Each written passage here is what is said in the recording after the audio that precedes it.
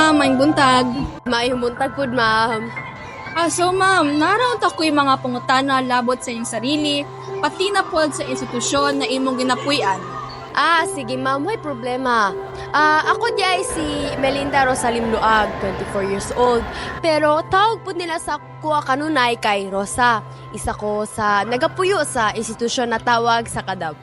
Ma'am Rosa, may tungod sa institusyon na inyong ginapuy-an ron, unsay kahulugan og naa ini?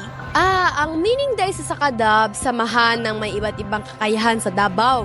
Usa ni nga institusyon nga gihatag og tukod sa gobyerno para sa amua na naay mga disabilidad. Noong first, 27 kami lahat. So ngayon, 18 na lang kami na members ng Sakadab. Ma'am, bago ang sakadab, naa ba mo'y gipuy-an nga laing lugar?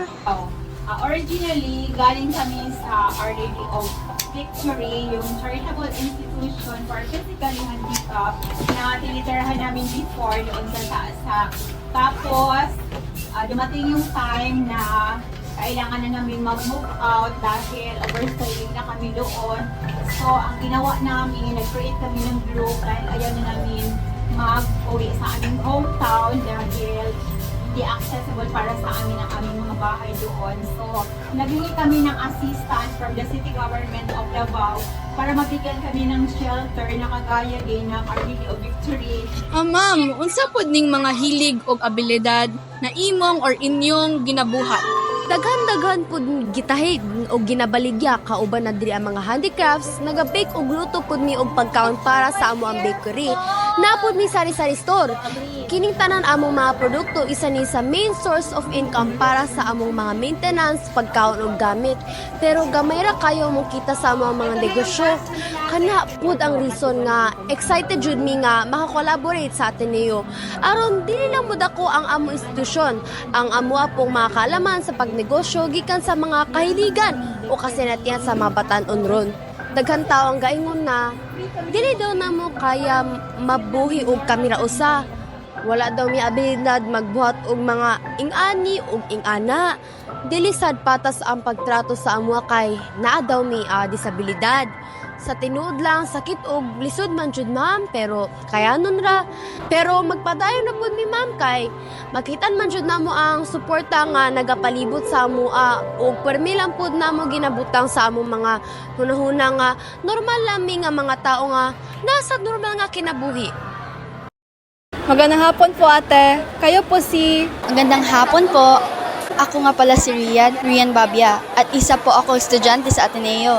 Ate Rian, para sa interview na to, paano niyo po pala nakilala ang inyong partner institution, ang Sakadab?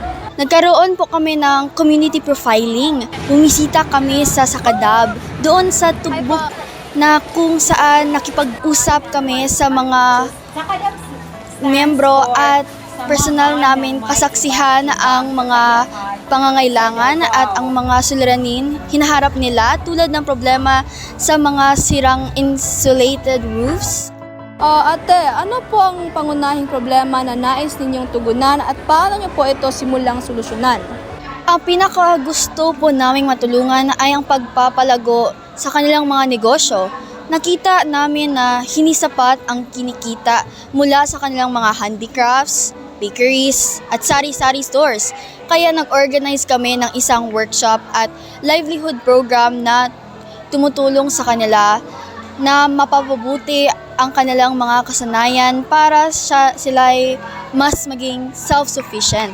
Sa pamamagitan ng programang ito, binibigyan namin sila ng training na makakatulong para mapabuti ang kanilang mga produkto at serbisyo.